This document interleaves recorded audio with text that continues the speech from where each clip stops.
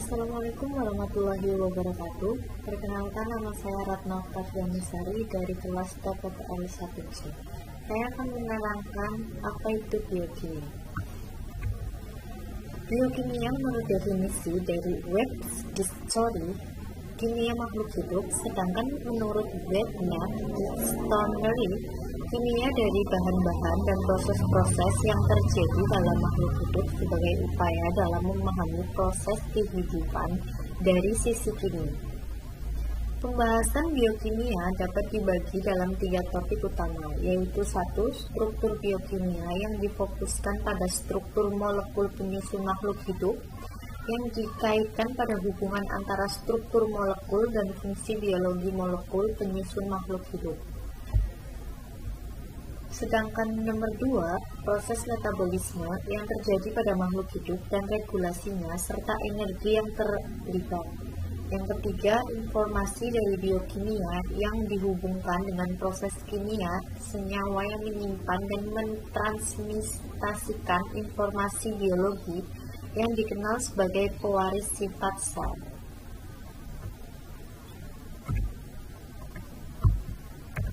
Karakteristik makhluk hidup. Makhluk hidup tersusun atas sel. Makhluk hidup mengalami pertumbuhan dan perkembangan. Makhluk hidup melakukan metabolisme. Makhluk hidup memberikan respon terhadap rangsangan. Makhluk hidup menyusun, mempunyai kemampuan beradaptasi dengan lingkungan. Karbohidrat. Karbohidrat tersusun dari nomorer yang disebut sebagai monosakarida, komponen esensial semua makhluk hidup. Nama karbohidrat berasal dari hayate of carbon yang merujuk ke rumus empirisnya CH2ON di mana N adalah 3 atau lebih besar. Karbohidrat merupakan kelompok molekul biologi yang paling melimpah di bumi.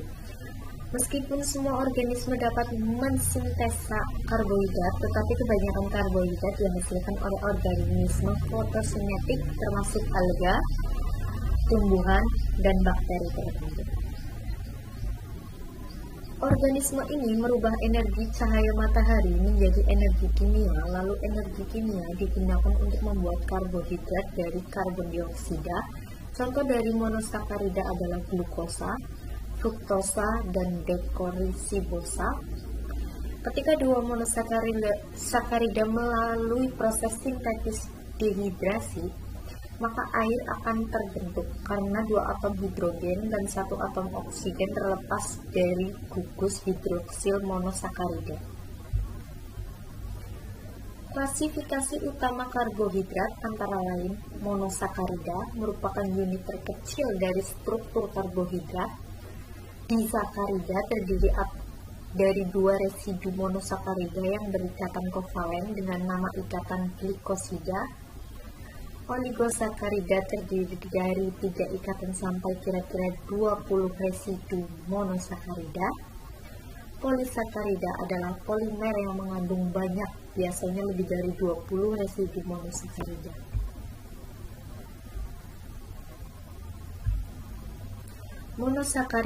Monosakarida adalah karbohidrat yang paling sederhana karena monosakarida tidak dapat lagi dihidrolisis menjadi gula yang lebih sederhana. Sifat monosakarida adalah larut dalam air, berwarna putih padat, kristalin, dan berasa manis. Kebanyakan monosakarida disintetis dari senyawa sederhana pada proses yang dinamakan gluconeogenesis. Monosakarida lainnya dihasilkan melalui fotosintesis pada tumbuhan dan bakteri tertentu. Contoh monosakarida adalah glukosa, fruktosa, galaktosa, dan ribos. Kelompok monosakarida berdasarkan tipe gugus karbonilnya ada aldosa, yaitu monosakarida yang mengandung gugus fungsi aldehid, contohnya glukosa, galaktosa, manosa. Ketosa, yang adalah monosakarida yang mengandung gugus fungsi keton, contohnya adalah fruktosa. Kelompok monosakarida jumlah atomnya atom karbonnya. Ada aldosa dengan 3, 4, 5, 6, dan 7 atom karbon berturut-turut dinamakan aldothirosa, aldotererosa, aldopentosa, aldoheksosa, dan aldoheptosa. Ketosa dengan 3, 4, 5, 6, dan 7 atom karbon berturut-turut dinamakan ketoteriosa, ketoterosa, ketopentosa, ketoheptose, dan ketoheptosa. Disakarida. Disakarida adalah senyawa karbohidrat yang terbentuk dari 2 unit monosakarida yang tergabung melalui ikatan glikosidik. Ikatan glikosidik adalah ikatan yang menjembatani antara cincin-cincin unit monosakarida yang berhubungan dengan disakarida atau polisakarida. Disakarida yang paling umum ditemui adalah maltose, selobiosa, laktosa, dan sukrosa. Maltose adalah disakarida yang dilepas selama hidrolisis mati. Selobiosa adalah disakarida yang berulang pada struktur selulosa, suatu polisakarida tanaman. Laktosa adalah bentuk disakarida dari karbohidrat yang dapat dipecah menjadi bentuk lebih sederhana, yaitu galaktosa dan glukosa. Sukrosa adalah disakarida yang dibentuk dari nomer yang berupa unit glukosa dan fruktosa. Oligosakarida. Oligosakarida adalah senyawa akarbohidrat yang terdiri atas beberapa molekul monosakarida, namun molekul-molekul monosakarida tersebut bisa menjadi jenis-jenis oligosakarida, yaitu disakarida paling banyak ditemukan di alam, trisakarida, dan tetrasakarida.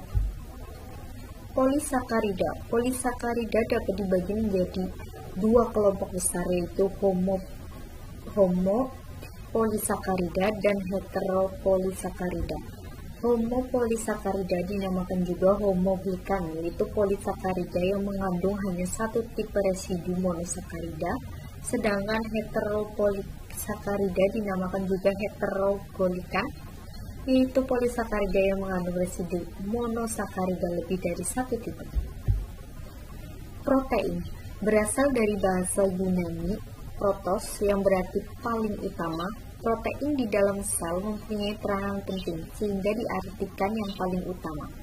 Protein melakukan paling banyak pekerjaan di dalam sel. Fungsi protein antara lain untuk perlindungan terhadap infeksi, katalis reaksi metabolik, serta dukungan dan kekuatan mekanik. Semua fungsi protein tersebut adalah esensial untuk kehidupan sel. Asam amino alami. Protein adalah polimer dari asam amino. Semua organisme menggunakan 20 asam amino yang sama sebagai unit pembangun suatu molekul protein. Ke-20 asam amino ini adalah asam amino normal yang terdapat pada protein alami. Asam amino pertama yang ditemukan adalah asparagin pada tahun 1806. Sedangkan asam amino yang terakhir ditemukan oleh Perroni yang belum terindikasi sampai tahun 1938. Protein alami terdiri dari kombinasi ke-20 asam amino. Ke-20 asam amino ini adalah amino akid. Pengkelompokan protein berdasarkan fungsi. 1. Enzim adalah katalis biologi. Enzim mengkatalisasi hampir semua reaksi yang terjadi di dalam makhluk hidup. 2. Protein pertahanan termasuk antibodi juga dinamakan imunoglobulin yang merupakan molekul protein yang mempunyai spesifikasi tinggi. 3. Protein transport membawa material dari suatu tempat ke tempat yang lainnya di dalam tubuh. 4. Protein pengangkut mengontrol banyak aspek dari fungsi sel termasuk metabolisme dan reproduksi. 5. Protein struktur menyediakan pendukung mekanik untuk sebagian besar binatang yang menyediakan penutup luar. 6. Protein pergerakan perlu untuk semua bentuk pergerakan. 7. Protein nutrain menyediakan asam amino untuk embrio dan janin. 8. protein pada permukaan sel dapat bertindak sebagai reseptor untuk berbagai macam ligand dan sebagai modifier interaksi sel dengan sel. Tingkatan struktur protein ada 4 tingkatan, yaitu struktur primer, sekunder, tersier, dan kuarter. Senyawa makro dan mikro pada makhluk hidup. Secara garis besar, tanaman atau tumbuhan memerlukan 2 jenis unsur hara, yaitu untuk menunjang pertumbuhan dan perkembangan yang optimal.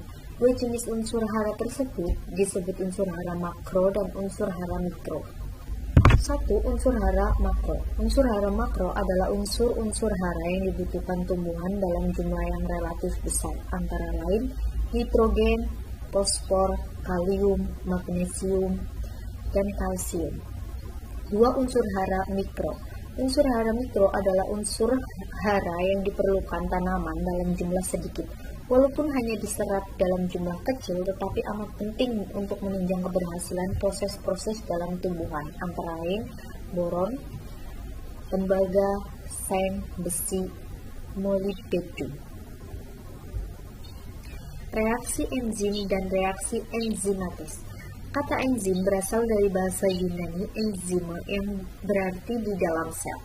Pada tahun 1978, Wilhelm Kuhn yang merupakan psikolog asal Jerman mendeskripsikan enzim sebagai proses. Kemudian istilah enzim digunakan menjadi biokatalisator yang berfungsi untuk mempercepat reaksi biologis tanpa ikut bereaksi. Enzim tersusun atas 2 bagian, yaitu aponenzim merupakan enzim yang tersusun dari protein. Aponenzim adalah jenis yang paling mendominasi dari semua struktur enzim yang ada. Sifat yang labil menjadi mudah berubah apabila dipengaruhi oleh suhu dan pH. Sementara gugus prostetik adalah enzim yang tersusun dari non-protein. Berdasarkan bahan penyusunnya, gugus prostetik terbagi menjadi 2, yaitu koenzim, tersusun dari bahan organik. Tugasnya memindahkan zat kimia dari satu enzim ke enzim lain. Contohnya adalah FADH, NADH, vitamin D. Kofaktor tersusun dari bahan anorganik. Contoh klor dan kalsium yang mengoptimalkan enzim ptyalin dalam menguraikan molekul gula kompleks. Secara umum, enzim memiliki 4 sifat, yaitu 1. Seperti dalam pengertiannya, enzim bersifat biokatalisator. Berarti dia hanya mengubah kecepatan reaksi dengan menurunkan energi aktivasinya. 2. Enzim bekerja secara spesifik. 3. Enzim kerja bersifat bolak-balik. 4. Enzim menyerupai protein. Ada beberapa sifat enzim yang menyerupai karakter dari protein, yaitu bekerja pada suhu optimal, kinerja menurun dalam kondisi asam kuat atau basa kuat, kinerja menurun pada pelarut organik, berdenaturasi pada suhu panas, dipengaruhi oleh aktivator atau pemicu, inhibitor, penghambat, dan konsentrasi substrat. Dari reaksi enzimatis ada 2, yaitu 1. Michaelis-Menten. Laju awal reaksi enzimatis dapat ditentukan berdasarkan fungsi terhadap konsentrasi substrat dan parameter yang berpengaruh dalam enzim. 2. Henry. Pembentukan kompleks enzim substrat reversibel. Selama reaksi pembentukan produk substrat lanjut, reaksi berbanding lurus dengan konsentrasi kompleks. Sekian penjelasan dari saya, kurang lebih mohon maaf. Wassalamualaikum warahmatullahi wabarakatuh.